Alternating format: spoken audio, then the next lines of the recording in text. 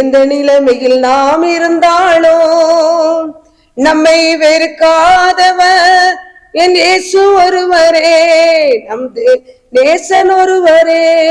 எந்த நிலையில் நாம் இருந்தாலும் நம்மை வெறுக்காதவர் நம் இயேசு ஒருவரே, தேவன் நடுவரே.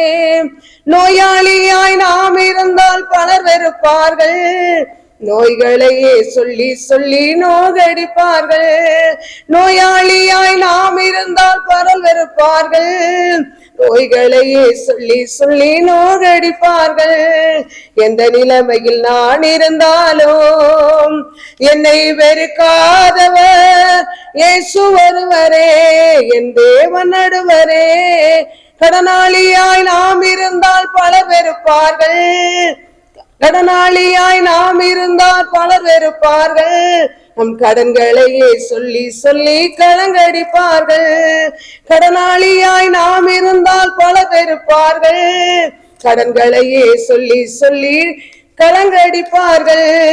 எந்த நிலைமையில் நான் இருந்தாலும் என்னை வெறுக்காதவர் இயேசு ஒருவரே, என் தேவன் நடுவரே. ஏழையாக நாம் இருந்தால் பலர் வெறுப்பார்கள், நம் ஏழ்மையே சொல்லி சொல்லி ஏங்க வைப்பார்கள். ஏழையாக நாம் இருந்தால் பலர் வெறுப்பார்கள், நம் ஏழ்மையே சொல்லி சொல்லி ஏங்க வைப்பார்கள். எந்த நிலைமையில் நான் இருந்தாலும் என்னை வெறுக்காதவர் இயேசு ஒருவரே, என் தேவன் நடுவரே. பட்ட படிப்பு இல்லை என்றால் பலர் வெறுப்பார்கள், பட்டவரம் என்று சொல்லி பரிகசிப்பார்கள். பட்ட படிப்பு இல்லை என்றால் பலர் வெறுப்பார்கள், பட்டமரம் என்று சொல்லி பரிகசிப்பார்கள். எந்த நிலைமையில் நான் இருந்தாலும் என்னை வெறுக்காதவர் இயேசு ஒருவரே, என் தேவன் நடுவரே. அனாதையாய் நாம் இருந்தால் பலர் வெறுப்பார்கள், அன்பையே உனக்கு தரேன் என்று சொல்லி அலக்களிப்பார்கள். அனாதையாய் நாம் இருந்தால் பலர் வெறுப்பார்கள், அன்பை உனக்கு தருவேன் என்று அலக்களிப்பார்கள். எந்த நிலைமையில் நான் இருந்தாலும் என்னை வெறுக்காதவர் இயேசு ஒருவரே, என் தேவன் நடுவரே. எந்த நிலைமையில் நான் இருந்தாலும் என்னை வெறுக்காதவர் இயேசு ஒருவரே, என் தேவன் நடுவரே. சோர்ந்து போகாதே மனமே, சோர்ந்து போகாதே, சோர்ந்து போகாதே மனமே, சோர்ந்து போகாதே. கண்டுனை அழைத்த தேவன் கைவிடுவாரோ, கண்டுனை அழைத்த தேவன் கைவிடுவாரோ. சோர்ந்து போகாதே மனமே, சோர்ந்து போகாதே. வாக்களித்த தேவனை நீ பாடிக்கொண்டாடு, வாக்களித்த தேவனை நீ பாடிக்கொண்டாடு. ஊக்கமான ஆவி உன்னை தாங்க மன்றாடு, சோர்ந்து போகாதே மனமே, சோர்ந்து போகாதே. துன்பங்கள் தொல்லைகள் உன்னை சூழ்ந்து கொண்டாலோ, துன்பங்கள் தொல்லைகள் உன்னை சூழ்ந்து கொண்டாலோ. அன்பர் உன்னை தேற்றும் நேரம் ஆனந்தமல்லோ, சோர்ந்து சோர்ந்து போகாதே மனமே, சோர்ந்து போகாதே. சோதனைகளை ஜெயிப்போன் பாக்கியவானல்லோ, சோதனைகளை ஜெயிப்போன் பாக்கியவானல்லோ. ஜீவ கிரீடம் சூடும் நேரம் என்ன பேரின்பம், சோர்ந்து போகாதே மனமே, சோர்ந்து போகாதே. வாக்களித்த தேவனை நீ பாடிக்கொண்டாடு, ஊக்கமான ஆவி உன்னை தாங்க மன்றாடு. சோர்ந்து போகாதே மனமே, சோர்ந்து போகாதே. ஜெபிப்போம். கர்த்தாவே, இந்த வேலைக்காக நன்றியோடு நாங்கள் ஸ்தோத்திரிக்கிற ஆண்டவரே, இந்த ஆராதனை தேவன் ஆசீர்வதிங்கப்பா. கர்த்தாவே, பாமை துதிக்கிற இந்த செய்தி கேட்கிற ஒவ்வொரு தேவ பிள்ளைகளையும் பேர்பராய் குடும்பமாய் ஆசீர்வதிங்க ராஜா. ஆண்டவரே, சோர்ந்து ஒவ்வொரு பிள்ளைகளையும் அப்பனை ஆற்றி தேற்றுவீராக. ஆண்டவரே, வசனத்தை கர்த்தாவே அப்பா கேட்டு அதன்படி நடக்க கிருபை தாங்கப்பா. ஆண்டவர் ஒவ்வொரு உள்ளங்களிலும் ஆவியான கிரியை செய்வீராக. கண்ணீரை களிப்பாக மாற்றுவீராக, துக்கங்களை சந்தோஷமாய் மாற்றுவீராக. எந்தெந்த சூழ்நிலை கர்த்தாவே இந்த செய்தியை கேட்கிறார்களோ ஒவ்வொருடைய வாழ்க்கையில அற்புதம் செய்யுங்கப்பா. உம்முடைய நாமத்தை மகிமைப்படுத்துங்க. உம்முடைய பேரை பெரும்படுத்தி கொடுக்க முடியாது ஜெபிக்கிறோம். துதிகன மகிமை யாவற்றும் நமக்கு செலுத்துகிறோம். மீட்பரேசின் நாமத்தில் ஜெபிக்கிறோம் எங்கள் ஜீவனுள்ள பிதாவே, ஆமென். ஆண்டவராகிய இயேசு கிறிஸ்துவின் இனி நாமத்தினாலே கூடி வந்திருக்கிற அனைவரும் இயேசுவின் நாமத்தினாலே வாழ்த்துகிற அந்த வேளையிலும் ஏசாயா 40ஆம் அதிகாரம் 29வது சோர்ந்து போகிறவனுக்கு அவர் பலன் கொடுத்து சத்துவம் இல்லாதவனுக்கு சத்துவத்தை பெருக பண்ணுகிறார். சோர்ந்து போகிறவனுக்கு பலன் கொடுக்கிறார், சத்துவம் இல்லாதவனுக்கு சத்துவத்தை பெருக பண்ணுகிற தேவனாய் இருக்கிறார். யாரெல்லாம் சோர்ந்து போயிருக்கிறார்களோ அவர்களுக்கு பலன் கொடுக்கிற தேவன், சத்துவம் இல்லாதவர்களுக்கு சத்துவத்தை பெருக பண்ணுகிற தேவன். நம்ம ஒவ்வொரு சூழ்நிலைகளும் ஒரு மக்கள் சோர்ந்து போய் விடுகிறார்கள். ஒருவேளை கடன் பிரச்சனையிலே கடனை அடைக்க முடியவில்லை என்று சொல்லி சோர்ந்து போவார்கள். வியாதி சுகமாகவில்லை என்று சோர்ந்து போவார்கள். அதே போல குடும்பத்திலே சமாதானம் இல்லையே, பிள்ளைகள் கீழ்ப்படியவில்லையே, தொழில் இல்லையே, நல்ல ஒரு வருமானம் இல்லையே, வேலை இல்லையே என்று சொல்லி பல விதத்திலும் தேவனுடைய பிள்ளைகள் சோர்ந்து போகிறதை பார்க்கிறோம். ஆனா ஆண்டவர் சொல்றாரு, சோர்ந்து போகிறவனுக்கு நான் பலன் கொடுத்து சத்துவம் இல்லாதவனுக்கு என்ன செய்வாராம், சத்துவத்தை பெருக பண்ணுகிற தேவனாய் கடந்து வருகிறார். அல்லேலூயா. இதனால யாரெல்லாம் சோர்ந்து போய் இந்த செய்தியை கேட்கிறீர்களோ கர்த்தர் உங்களோடு பேசி கொண்டிருக்கிறார். உங்கள் சோர்ந்து போகக்கூடிய சூழ்நிலைகளை மாற்றி உங்களுக்கு சத்துவம் இல்லாத உங்களுக்கு சத்துவத்தை பெருக பண்ணி அவர் உங்களை மகிழ பண்ணுகிற தேவனாய் கடந்து வரப்போகிறார். உங்க வாழ்க்கையில பெரிய காரியங்களை அவர் செய்ய ஆயத்தமாய் இருக்கிறார். அல்லேலூயா. அவர் ஒரு நாள் நம்மளை வெட்கப்படுத்துகிற தேவன் அல்ல, நம்மளை கண்ணீர் வடிக்க வைக்கிற தேவன் அல்ல, நம்மளை ஆற்றி தேற்றுகிற தேவனாய் கடந்து வருகிறார். நம்முடைய கண்ணீரை துடைக்கிற தேவனாய், காயங்களை ஆற்றுகிற தேவனாய் கடந்து வருகிறார். அல்லேலூயா. அதனால்தான் வேதம் சொல்லுகிறது, சோர்ந்து போகிறவனுக்கு அவர் பலன் கொடுத்து சத்துவம் இல்லாதவனுக்கு சத்துவத்தை பெருக பண்ணுகிறார் என்று சொல்லி. அதே போல பாத்தீங்கன்னா லூக்கா எழுதின சுவிசேஷம் 18ஆம் அதிகாரத்திலே 1ஆம் வசனத்தை பார்க்கும் பொழுது சோர்ந்து போகாமல் எப்பொழுதும் ஜெபம் பண்ண வேண்டும் என்பதை குறித்து அவர் ஒரு உவமையை அவர்களுக்கு சொன்னார். சோர்ந்து போகாமல் எப்பொழுதும் ஜெபம் பண்ண வேண்டும் என்பதை குறித்து அவர் ஒரு உவமையை கர்த்தர் சொல்லுகிறதை பார்க்கிறோம். அல்லேலூயா. அதுல பார்க்கும் பொழுது சோர்ந்து போகாம எப்பொழுதும் ஜெபம் பண்ணக்கூடிய காரியத்தை குறித்து சொல்லிவிட்டு ஒரு உவமையை கர்த்தர் சொல்லுகிறார். ஒரு பட்டணத்திலே ஒரு நியாயாதிபதி இருந்தால், அவன் தேவனுக்கு பயப்படாதவனும் மனுஷனை மதியானவனுமா இருந்தான். ஒரு நியாயாதிபதி ஒரு பட்டணத்துல இருக்கிறான், அவன் தேவனுக்கு பயப்படாதவனா இருக்கிறான், மனுஷனை மதியாதவனுமா இருக்கிறான். அந்த பட்டணத்துல ஒரு விதவையும் இருக்கிறாள். அவள் அவனிடத்தில் போய் எனக்கும் எதிராளிக்கும் இருக்கிற காரியத்தில் எனக்கு நியாயம் செய்ய வேண்டும் என்று விண்ணப்பம் பண்ணுகிறான். அவன் என்ன செய்யறா, அந்த விதவை தாய் கணவனால் கைவிடப்பட்ட நிலைமையில் இருக்கிற அந்த விதவை தாய் சொல்லுகிறா, எனக்கும் என் எதிராளிக்கும் இருக்கிற பிரச்சனைகளே எனக்கு தீர்வு கொடுக்க வேண்டும் என்று சொல்லி அந்த நியாயாதிபதி இடத்துல போய் முறையிடுகிறதை பார்க்கிறோம். வெகு நாள் வரைக்கும் அவளுக்கு மனதில்லாதது, அவளுக்கு நியாயம் செய்வதற்கு மனதில்லாதது. பின்பு அவன் தான் தேவனுக்கு பயப்படாமல் மனுஷனை மதியாதம் இருந்தும் இந்த விதவை என்னை எப்பொழுதும் தொந்தரவு செய்கிறபடினால் இவள் அடிக்கடி என்னை அலட்டாதபடிக்கு இவளுக்கு நியாயம் செய்ய வேண்டும் என்று தனக்குள்ளே சொல்லிக் கொண்டான். இவ அடிக்கடி தொந்தரவு பண்ணிட்டே இருக்க, அடிக்கடி அலட்டாதபடி இவளுக்கு நியாயம் செய்ய வேண்டும் என்று சொல்லி தனக்குள்ளே அவன் என்ன செய்கிறான், தனக்குள்ளே சொல்லிக் கொண்டதை பார்க்கிறோம். பின்பு கர்த்தர் அவர்களை நோக்கி, அநீதியுள்ள அந்த நியாயாதிபதி சொன்னதை சிந்தித்து பாருங்கள். ஆண்டு சொல்றாரு, அந்த அநீதி உள்ள நியாயம் சொல்றதை சிந்தித்து பாருங்கள். அந்தபடியே தேவன் தம்மை நோக்கி இரவும் பகலும் கூப்பிடுகளாகிய தம்மால் தெரிந்து கொள்ளப்பட்டவர்கள், இரவும் பகலும் தம்மை நோக்கி கூப்பிடுகிற தம்மால் தெரிந்து கொள்ளப்பட்டவர்கள் சொன்னா உங்களை என்னை தான் குறிக்கு. கர்த்தரால் தெரிந்து கொள்ளப்பட்ட பாத்திரம்.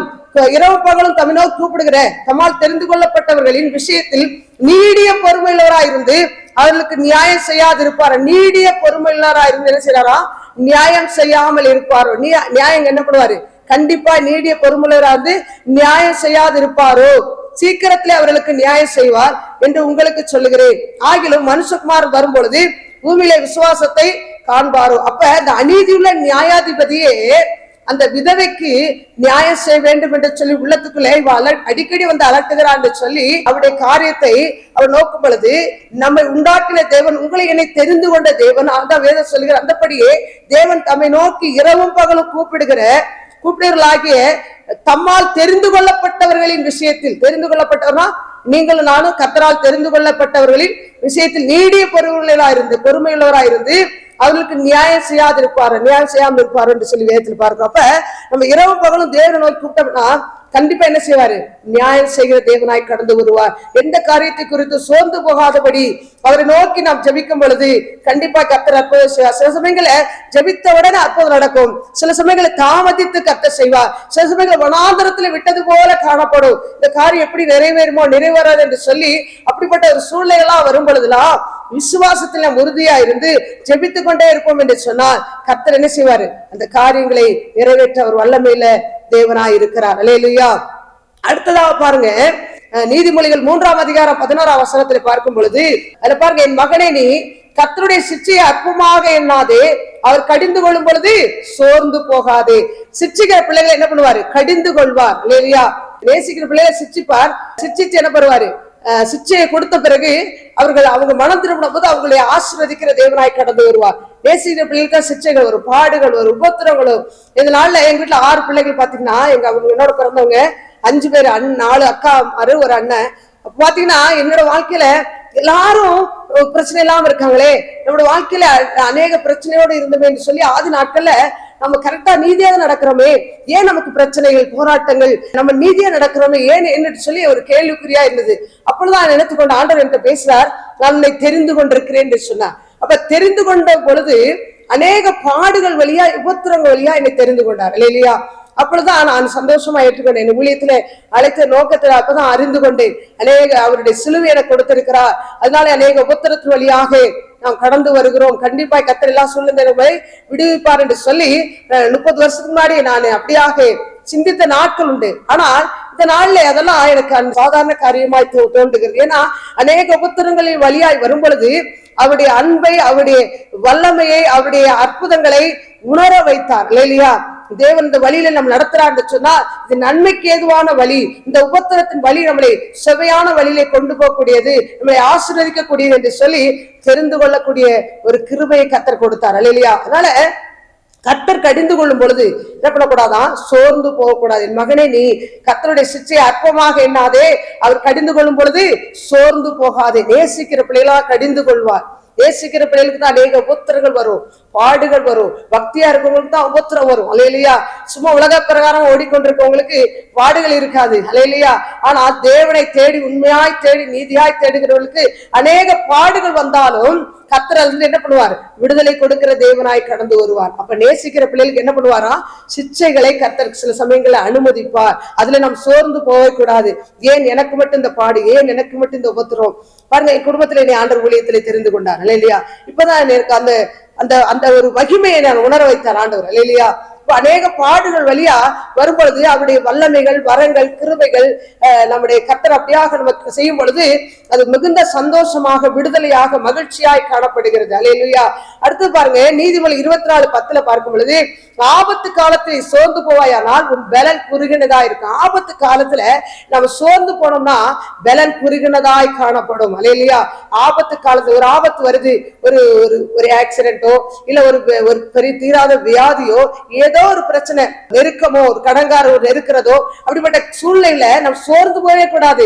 எப்பொழுது ஜெபிப்பதை காட்டிலும் அதிகமாய் தேவனை நோக்கி நாம் துதிப்போம் என்று சொன்னால் அந்த பிரச்சனையிலிருந்து கர்த்தர் என்ன செய்வார்? பரிபூர்ண விடுதலை கொடுப்பார். ஆபத்து காலத்துல என்ன பண்ணக்கூடாது? சோர்ந்து போக கூடாது. அதுல என்ன பண்ணுவாங்க? பவுலும் சீலாவும் பாருங்க, ஒரு குறி சொல்ற ஆவியை உடைய ஒரு ஸ்திரீ இருந்து அந்த குறி சொல்ல ஆவியை துரத்துனாங்க. துரத்துனோட அவங்க என்ன பண்ணிட்டாங்க? ஜெயில போட்டு அடைச்சாங்க. அவர்கள் உட்காவலர்ல வைத்து கை காலெல்லாம் கட்டி போட்டாங்க. இருந்தாலும் அவங்க சோர்ந்து போகல. பாருங்க, அவங்க என்ன செய்யறாங்க? தேவனை நோக்கி பாடி துதி செய்யறாங்க. அந்த ஆபத்துல, இந்த நெருக்கத்துல நாம் நல்லதானே செய்தோம், நாம் ஏன் இப்படியாக இந்த ஜெயிலுக்குள்ள வந்தோம் என்று சொல்லி அவர் கலங்கி சோர்ந்து போய் மூலையில முடங்கி போகவில்லை. அந்த ஆபத்து நேரத்திலே, இரவு நேரத்திலே தேவனை நோக்கி பவுலும் சீலாவும் பாடி துதி செய்த பொழுது சிறைச்சாலை அஸ்திவாரமே அதிரும்படியாக, சிறைச்சாலை கதவுகள் திறக்கப்படும்படியாக, அவர்களை கட்டிருக்க கட்டுகள் அவிழ்க்கப்படும்படியாக கர்த்தர் பலத்த காரியங்களை செய்தார். அவர்களுக்கு மட்டுமல்ல, அவர்களோடு கூட இருந்த அந்த காவல் காத்த குடும்பமே ரட்சிக்கப்பட்டது என்று வேதத்துல பார்க்கிறோம். அப்ப அவர்கள் பாடுபட்டதுனாலதான் அந்த குடும்பம் என்னது? ரட்சிப்புகளை வந்தது. அவர்கள் செய்த காரியத்தை, அவர்கள் தேவனை துதித்ததை பார்த்து என்ன செய்தாங்க? பார்த்து கொண்டே இருந்து இவ்வளவு தூரம் அற்புதம் நடந்திருக்கேன் என்று சொல்லி அந்த குடும்பம் என்ன கேக்குதுன்னா, பவுலும் சீலாட்ட நாங்க ரட்சிக்கப்படுறது நாங்கள் என்ன செய்ய வேண்டும் என்று சொல்லி என்ன செய்றாங்க? கேட்கிறதை பார்க்கிறோம். அப்ப ஆபத்து காலத்துல அவர்கள் சோர்ந்திருந்தாங்கன்னா அந்த விடுதலை பெற்றுக்க முடியாது. நம்ம வாழ்க்கையில ஆபத்துகள் வரும், பாடுகள் வரும், உபத்திரங்கள் வரும், கர்த்தரை தேடுற பிள்ளைகளுக்கு நெருக்கங்கள் வரும், வியாதிகள் வரும், நம்மளை தேடி வரும், அநேக பிரச்சனைகள் வரும். ஆனா எல்லாவற்றுக்கும் அவன் என்ன பண்ணுவாரு? விடுதலை கொடுக்கிற தேவனாய் இருக்கிறார். அல்லேலூயா. அதனால்தான் வேதம் சொல்லுகிறது, உலகத்திலே உங்களுக்கு உபத்திரம் உண்டு, ஆனாலும் திடன்கொள், நான் உலகத்தை ஜெயித்தது போல நீ ஜெயிப்பா என்று கர்த்தர் சொல்லியிருக்கிறார். அல்லேலூயா. அடுத்து ரோமர் 2ஆம் அதிகாரம் 6:7 பார்க்கும் பொழுது, ரோமர் 2ஆம் அதிகாரம் 6:7 பார்க்கும் பொழுது, தேவன் அவனுடைய கிரியைகளுக்கு தக்கதாக, அவனுடைய கிரியைகளுக்கு தக்கதாக அவர்களுக்கு பலன் அளிக்கிறார். யார் யார் என்னென்ன கிரியை செய்யறாங்க? நற்கிரியை செய்தா அதுக்கேற்ற பலன் வரும், கெட்ட கிரிகளை செய்தா அது கேட்ட பலனும், அவனவன் செய்கிற கிரியில் கேட்ட பலனை அளிக்கிறார் என்று வேதத்திலே பார்க்கிறோம். அடுத்து 7ஆம் வசனம் பாருங்க, ஆண்டவர் என்ன பண்ணுகிறார்னா, சோர்ந்து போகாமல் நற்கிரிகளை செய்து மகிமையும் கனத்தையும் அழியாமையும், நல்ல கவனிங்க, சோர்ந்து போகாமல் நற்கிரிகளை செய்து மகிமையும் கனத்தையும் அழியாமையும் தேடுகிறவர்களுக்கு நித்திய ஜீவனை அளிப்பார். அப்ப சோர்ந்து போகாம நற்கிரிகளை செய்யணும். நம்ம வாழ்க்கையில நற்கிரிகளை செய்யறதுல சோர்ந்து போக கூடாது. நல்ல கிரிகளை செய்யறதுல, ஊழியங்களுக்கு கொடுக்கிற காரியங்கள், ஊழியங்களுக்காக ஜெபிக்கிற காரியங்கள், அதே போல பாத்தீங்கன்னா ஏழைகளுக்கு உதவி செய்யற காரியங்கள், இப்படி நல்ல நல்ல காரியங்களை செய்யும் பொழுது, நற்கிரிகளை செய்வதுல சோர்ந்து போகாம இருந்தோம்னா மகிமையும் கனத்தையும், அடுத்து என்ன சொல்லுகிறாரு? அழியாமையும் என்ன பண்ணுகிறாரா? அழியாமையும் தேடுகிறவர்களுக்கு நித்திய ஜீவனை அளிப்பார் என்று வேதத்திலே பார்க்கிறோம். அப்ப நற்கிரிகளை செய்வதில் சோர்ந்து போக கூடாது. நான் நல்ல காரியங்கள் தான் செய்தேன், நற்கிரிகளை செய்தேன், ஆனா எனக்கு அதுல பலனே இல்லை, நான் சோர்ந்து போனேன் அப்படி சொல்லவே கூடாது. நற்கிரியை செய்யறதுல நாம் செய்து கொண்டே போகணும். அதை கர்த்தர் அதை அங்கீகரிக்கிறார். நற்கிரியை செய்யும் பொழுது தேவன் அதை என்ன பண்ணுகிறார்? அதை வரவேற்கிற தேவனாய் இருக்கிறார். அல்லேலூயா. அடுத்து நன்மை செய்வதில் சோர்ந்து போகாது இருக்கணும். அல்லேலூயா. நன்மை செய்வது, யாருக்கு நன்மை செய்தாலும் சோர்ந்து போக கூடாது. சில பேர் சொல்லுவாங்க, ஏன் சிஸ்டர் அவங்களுக்கு நன்மை செய்தேன், அவங்க என்ன பண்றாங்க? எனக்கு துரோகம் தான் பண்றாங்க, அதுக்கு எதுக்கு நன்மை செய்யணும்? நான் நன்மை செய்யாம இருந்தரலான்னு பாக்குறேன், யாருக்குமே நன்மை செய்யாம இருந்தரலான்னு பாக்குறேன்னு சில பேர் சொல்லுவாங்க. ஆனா அப்படி அல்ல, அதை தேவன் விரும்புகிற தேவன் அல்ல. நன்மை செய்து பாடுபட்டால் மேன்மை இல்லையோ என்று சொல்லுகிறார். யாரெல்லாம் நன்மை செய்து பாடுபடுகிறாங்களோ அது மேன்மை என்று கர்த்தர் சொல்லுகிறார். நன்மை செய்வதில் சோர்ந்து போகாமல் செய்யணும். ஒரு ஏழைக்கு செய்யற காரியத்துல நன்மை செய்யணும். அவங்க சில சமயங்கள்ல நீங்க செய்த நன்மையை நினைச்சு பார்க்காம என்ன பண்ணுவாங்க? நன்றி அறிதலால கண்டுக்காம போவாங்க. அப்ப நீங்க என்ன பண்ண, ஐயோ பாரு இவ்வளவு தூரம் உதவி செஞ்சேன், நான் கூட எனக்கு கூட என் பிள்ளைகளுக்கு கூட செலவு பண்ணாம அவங்க பிள்ளைகளுக்கு அவ்வளோ நான் செலவு பண்ணேன், உதவி செய்தேன், நன்றி இல்லாம போறாங்க, கண்டுக்காம போறாங்க அப்படி சொல்லி மறுபடியும் அவங்களோட வாழ்க்கையில நீங்க நன்மை செய்து விட்டு விடக்கூடாது. ஆனா அதை பார்த்து கொண்டிருக்கிற ஆண்டவர் நன்மை செய்தல சோர்ந்து போகாமல் இருக்கிற என்று கர்த்தர் சொல்லுகிறார். நன்மை செய்யணும். குடும்பம் வரைக்கும் நம்மளோட வாழ்க்கையில நன்மை செய்கிறவராய் காணப்படும். கர்த்தரே நன்மை செய்கிறவராய் சுட்டி திரிந்தார் என்று வேதத்திலே பார்க்கிறோம். அவரே நன்மை செய்தார் என்று சொன்னா, வானத்தை பூமி உண்டாக்கின தேவன் நன்மை செய்கிறவராய் சுட்டி திரிந்தார் என்று வேதத்திலே பார்க்கிறோம். நாமளும் நன்மை செய்வதில் சோர்ந்து போகாமல் இருக்க வேண்டும். அல்லேலூயா, அல்லேலூயா. இந்த குஷ்டரோகி 10 குஷ்டரோகில 10 குஷ்டரோகி சுகமானாங்க, ஒருத்தன் தான் நன்றி உள்ளவனா கர்த்தருக்கு. அல்லேலூயா. அது போல வாழ்க்கையில அநேகர் நன்மை பெற்றுக் கொண்டு நன்றி இல்லாதவங்களா போனாலும் நாம நன்மை செய்வதில் சோர்ந்து போகாதபடி செய்ய வேண்டும் என்று கர்த்தர் விரும்புகிறார். அல்லேலூயா. அதனால நன்மை செய்வதில் சோர்ந்து போகாமல் இருங்கள் என்று வேதம் சொல்லுகிறது. அல்லேலூயா. அடுத்து பாருங்க, எபேசியர் 3ஆம் அதிகாரம் 13ஆம் வசனத்துல என்ன சொல்லுகிறது என்று சொன்னா, எபேசியர் 3ஆம் அதிகாரம் 13ஆம் வசனத்துல உபத்திரத்தினால் சோர்ந்து போகாதிருக்கணும். உபத்திரம் வரும் பொழுது, பாடுகள் வரும் பொழுது, பிரச்சனைகள் வரும் பொழுது சோர்ந்து போகாமல் இருக்கணும். அதுல பாத்தீங்கன்னா எபேசியர் 3:13 ஆகையால் உங்கள் நிமித்தம் நான் அனுபவிக்கிற உபத்திரங்களினால் நீங்கள் சோர்ந்து போகாதிருக்க வேண்டிக் கொள்கிறேன், அவைகள் உங்களுக்கு மகிமையாய் இருக்கிறது. ஆகையால் உங்கள் நிமித்தம் நான் அனுபவிக்கிற, பவுல் சொல்கிறார், உங்கள் நிமித்தம் நான் அனுபவிக்கிற உபத்திரங்களினால் நீங்கள் சோர்ந்து போகாதிருக்க வேண்டிக் கொள்ளுகிறேன், அவைகள் உங்களுக்கு மகிமையா இருக்கிறது. அப்ப ஒரு ஊழியக்காரர் பாடுபடும் பொழுது அது மற்றவர்களுக்கு, மற்றவருடைய வாழ்க்கைக்கு அது மகிமையை கொண்டிருக்கூடியதா இருக்கிறது. அல்லேலூயா. பாருங்க, இந்த வீடியோ எடுக்கும் போது பாத்தீங்கன்னா கரண்டே வரல. காலையில திடீர்னு கரண்ட் போயிடுச்சு. கரண்ட் போனோன்னு என்ன பண்றதுன்னு தெரியல.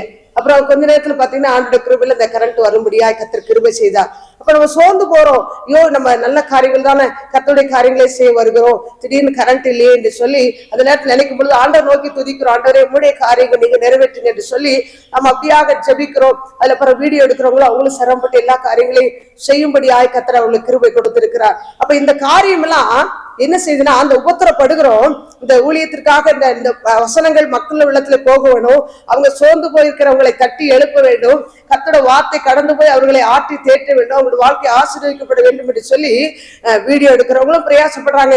ஊழியர்களாக நாங்கள் என்ன பண்ணுகிறோம், அந்த வசனத்தை சொல்லுவதற்கு பிரயாசப்பட்டு சொல்லுகிறோம். அப்ப அது என்னங்கம்மா, மகிமையை கொண்டு வரக்கூடியதா இருக்குது, மகிமையா இருக்கும் என்று சொல்லி வேதத்துல பார்க்கிறோம். மற்றவங்களுக்கு அது எப்படி இருக்கும், கேட்கிற நீங்க உங்களுக்கு அது மகிமையா இருக்கும் என்று வேதம் சொல்லுகிறது. எத்தனை பேர் சோர்ந்து போயிருப்பாங்க, மனம் தளர்ந்திருப்பாங்க, வியாதி நிமித்தமாக, கடன் பிரச்சனை நிமித்தமாக, குடும்ப சமாதானத்தை இழந்து சோர்ந்து போயிருப்பாங்க, பல காரியத்திலே சோர்ந்து போயிருப்பாங்க.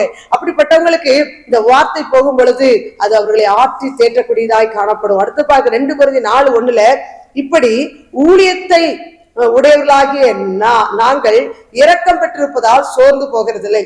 ஊழியத்திலே சோர்ந்து போகிறது இல்லை. அல்லேலூயா. ஊழியத்தில் என்ன பண்ணக்கூடாது, சோர்ந்து போகவே கூடாது. அல்லேலூயா. 2 Corinthians 4:1 இப்படி ஊழியத்தை உடையவர்களாய் நாங்கள், அவள் சொல்ற, நாங்கள் இரக்கம் பெற்றிருப்பதால் சோர்ந்து போவதில்லை. கர்த்தரிடத்திலிருந்து இரக்கம் பெற்றிருப்பதால் என்ன பண்ணல, சோர்ந்து போவதில்லை என்று சொல்லி பவுல் சொல்லுகிறதை பார்க்கிறப்ப ஊழிய பாதையிலையும் சோர்ந்து போகக்கூடிய சூழ்நிலை வந்தாலும் அவருடைய இரக்கம் எங்களை தாங்கி வருகிறது. ஒவ்வொரு நாள் அவருடைய கிருபை இரக்கம் நம்மளை தாங்கி வழி நடத்தக்கூடியதா இருக்கிறது. அல்லேலூயா, அல்லேலூயா. சோர்ந்து போகாதே மனமே, சோர்ந்து போகாதே, சோர்ந்து போகாதே மனமே, சோர்ந்து போகாதே, வாக்களித்த தேவனை நீ பாடிக்கொண்டாடு, வாக்களித்த தேவனை நீ பாடிக்கொண்டாடு, ஊக்கமான ஆவி உன்னை தாங்க மன்றாடு, சோர்ந்து போகாதே மனமே, சோர்ந்து போகாதே, துன்பங்கள் தொல்லைகள் உன்னை சூழ்ந்து கொண்டாலோ, அன்பருன்னை தேற்றும் நேரம் ஆனந்தமல்லோ, சோர்ந்து போகாதே மனமே, சோர்ந்து போகாதே, கண்டுனையா லைத்த தேவன் கைவிடுவாரோ, கண்டுனையா லைத்த தேவன் கைவிடுவாரோ, சோர்ந்து போகாதே மனமே, சோர்ந்து போகாதே. ஜெபிப்போம். அப்பனே, இந்த வேலைக்காக நன்றியோடு நாங்கள் சோத்தரிக்கிற ஆண்டவரே, இந்த நாளிலும் கர்த்தாவே செய்தியை கேட்ட ஒவ்வொரு தேவ பிள்ளைகளையும் ஆண்டவரே குடும்பமாய் பேர் பேராக நீர் ஆசீர்வதிங்க ராஜா. யார் யாரெல்லாம் சோர்ந்து போய் இந்த செய்தியை கேட்டாங்களோ ஆண்டவரே, ஆபத்திலே சோர்ந்து போகாதபடி, ஆண்டவரே நன்மை செய்தலே சோர்ந்து போகாதபடி, நற்கிரிகளை செய்தலே சோர்ந்து போகாதபடி, ஜபத்திலே சோர்ந்து போகாதபடி கர்த்தாவே, ஆண்டவரே அநீதியான அந்த நியாயாதிபதி ராஜா விதவைக்கு எப்படி நியாயம் செய்ய வேண்டும் என்று சொல்லி அவன் நினைத்தானோ, எங்களை உண்டாக்கின தேவன் ஆண்டவரே உம்மால் தெரிந்து கொள்ளப்பட்ட பாத்திரமாகிய எங்களுக்கு ஆண்டவரே நீங்கள் நீதி செய்யாதிருப்பீரோ ஆண்டவரே, எங்களுடைய ஜெபங்களுக்கு நீ பதில் கொடுக்கிற தேவராய், கடந்து வருகிற தேவராய் இருக்கிறீரப்பா. அதற்காக நன்றி செலுத்துகிறோம். யாரும் ஆண்டவரே அப்பா சோர்ந்து போகாதபடி, ஆண்டவரே தன்னுடைய காரியங்கள் நடக்கவில்லை என்று சொல்லி மனமடிவாகாதபடி, வேலையில்லை என்று சொல்லி சோர்ந்து போகாதபடி கர்த்தரை நோக்கி நாம் பார்ப்போம். கண்டிப்பாய் கர்த்தர் நமக்கு நியாயம் செய்வா, நல்ல வேலையை கொடுப்பா, கடன் பிரச்சனை அடைக்க செய்வா, இந்த குடும்பத்திலே சமாதானத்தை கொடுப்பா, ரட்சிக்கப்படாத பிள்ளைகளை கர்த்தர் கண்டிப்பாய் தொடுவார், ரட்சிக்கப்படாத கணவரை கர்த்தர் தொடுவார் என்று சொல்லி விசுவாசிக்கத்தக்கதான இருதயத்தை தாரும் ஆண்டவரே. எந்த சூழ்நிலை சோர்ந்து இருக்கிறாங்களோ, கலங்கி நிற்கிறாங்களோ ஆண்டவரே, அப்பா உம்மை நோக்கி பார்க்கிறாங்களோ ஆண்டவரே, எங்களை நம்பி அல்லப்பா ஆண்டவரே நாங்கள் ஆராதிக்கிற எங்களை இயேசுவை நம்பி ஓடி வந்திருக்கிறார்கள். ஒவ்வொருடைய வாழ்க்கையில் அற்புதம் செய்யும். இந்த டிவிக்கு முன்பாக யாரெல்லாம் அந்த செய்தியை கேட்கிறாங்களோ அவருடைய கண்ணீரை களிப்பாக மாற்றுங்க, துக்கத்தை சந்தோஷமாய் மாற்றும்படியாய் நான் ஜெபிக்கிறோம் ஐயா. அவருடைய சோர்வுகள் நீங்கட்டும், அவர்கள் கர்த்தாவே பாரங்கள் நீங்கட்டும், அவருடைய கவலைகள் நீங்கட்டும் ஐயா, கண்ணீர்கள் துடைக்கப்படட்டும் ஆண்டவரே. யாரெல்லாம் ஆக்சிடென்ட் ஆகி கர்த்தாவே கைகால் முறிஞ்சிராச்சா, சுகமடையவில்லையே, கால் ஊன முடியவில்லை, கை தூக்க முடியவில்லை என்று சொல்லி கைகால் பலவீனத்தோடும் வலிகளோடு யாரெல்லாம் கை வலியோடு இருக்கிறாங்களோ அந்த கை வலி இந்த பரிபூர்ண விடுதலை கொடுங்க ஆண்டவரே. கை வலியா இருக்கிறது, நெடுநாளாய் கை வலியோடு இருக்கிறோமே என்று சொல்லி யாரெல்லாம் இந்த நேரத்திலே இந்த தகப்பனே அப்பா செய்தியை கேட்டார்களோ அவருடைய சரீரங்களை விட வல்லமை இறங்கட்டும் ஆண்டவரே, ஒரு அக்கடி இறங்கட்டும் ஆண்டவரே. எல்லா கை வலிகளை எடுத்து போடுங்க, கால் வலிகளை எடுத்து போடுங்க ராஜா ஆண்டவரே, மன உளைச்சலை எடுத்து போடுங்க ஆண்டவரே. இவருடைய சந்தோஷத்தினால் சமாதானத்தினால் இடை கட்டும்படியா நாங்கள் செபிக்கிறோம். விசேஷித்த ஞானத்தை பிள்ளைகளுக்கு தாங்க. பிள்ளைகள் படிக்கவில்லை என்று சொல்லி கலங்குகிற தாய் தகப்பன்மாரை கண்ணோக்கி பாரும். பிள்ளைகளை விசேஷித்த ஞானத்தினால் நிரப்புங்க ஆண்டவரே, நிரப்புங்க. கர்த்தருக்கு பயப்படுதலே ஞானத்தின் ஆரம்பம் என்று சொல்கிறேன். அப்படிப்பட்ட விசேஷித்த ஞானத்தை தருவீராக ராஜா, தருவீராக. ஸ்கூல்லையும் காலேஜ்லயும் முதல் மாணவனாய் மாணவியாய் மற்றவர்களுக்கு முன்மாதிரியாய் சாட்சியை விளங்க கிருபித்தார். வாலிப பிள்ளைகளை தொடுங்கப்பா, தாய் தகப்பன் கீழ்ப்படிய பிள்ளைகளாய் மாற்றுகிறாச்சா. தாய் தகப்பன் பிள்ளைகளை குறித்து சோர்ந்து போய் என் பிள்ளைகள் கீழ்ப்படியவில்லையே என்று சொல்லி எந்த தாய்மாரெல்லாம் கலங்குறார்களோ இன்றைக்கு அந்த பிள்ளைகளை தொடுவீராக. அந்த பிள்ளைகளுக்கு ஒரு மாற்ற ஒரு மாற்ற இயேசுவின் நாமத்தாலே உண்டாகும்படியாய் ஜெபிக்கிறோம். ஒரு அற்புதத்தை செய்து உடைய நாமத்தை மையப்படுத்தும், உடைய பேரை பெரும்படுத்திக்கணும். துதிக்கான மகிமை யாவற்றுமக்கு செலுத்துகிறோம். மீட்பர் இயேசுவின் நாமத்தில் ஜெபிக்கிறோம், உங்கள் ஜீவனுள்ள பிதாவே, ஆமென்.